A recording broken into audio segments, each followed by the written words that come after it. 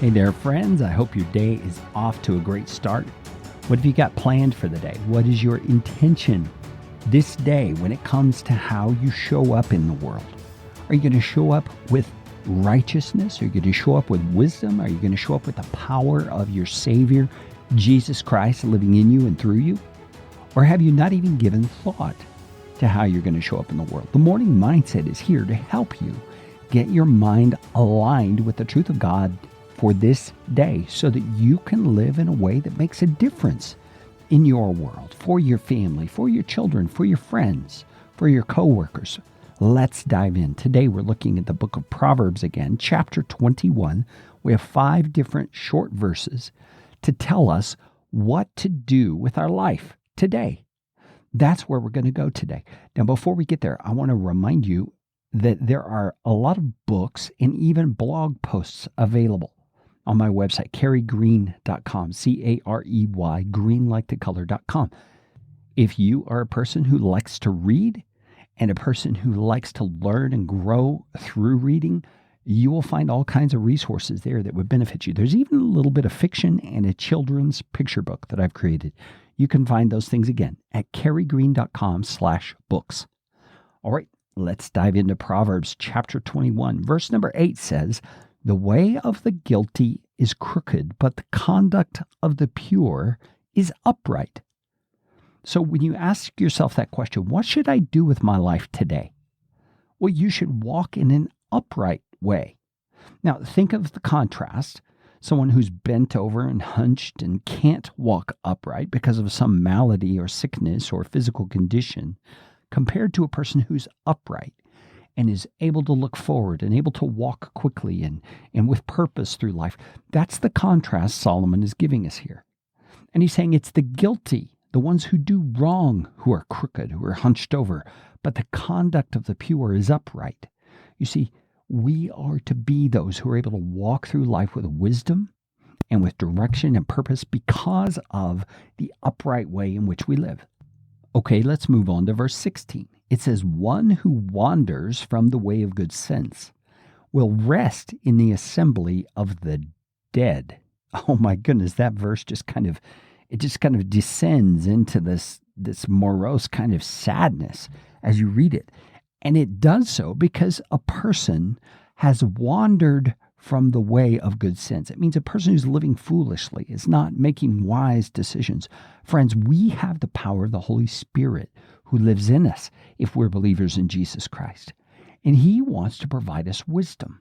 So ask Him for wisdom today and walk in the way of good sense that you will go in the path of life.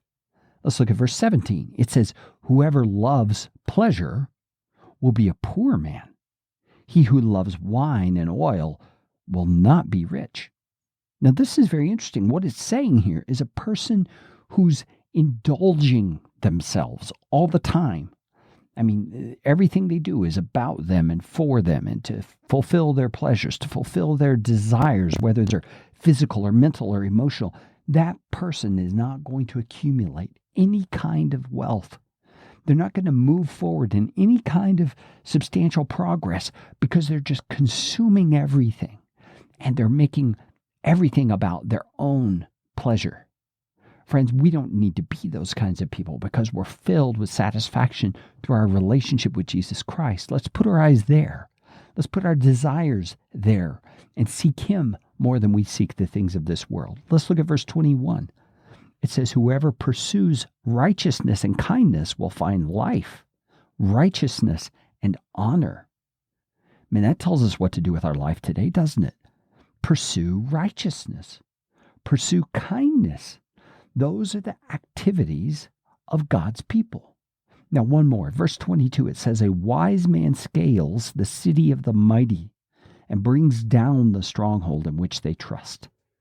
So this is not necessarily meant to be a military strategy.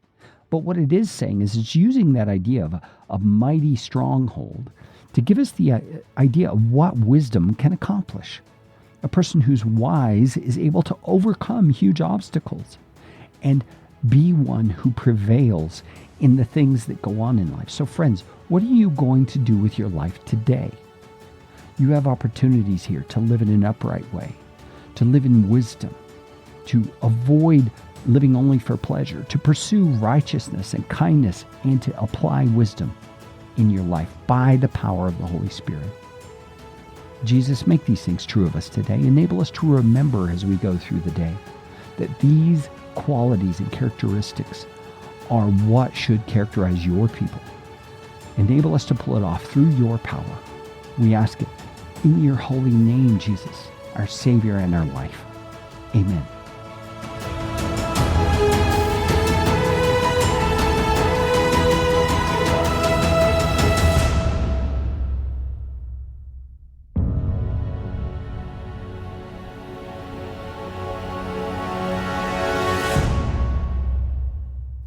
Let's pray together for the next 60 seconds for world spiritual revival. Lord God, we use that term revival, and I don't think we often think much about what the word means, but it's as if someone was unconscious before us and we're doing everything we can through CPR, through whatever else, to revive them, to bring them back to a place of consciousness.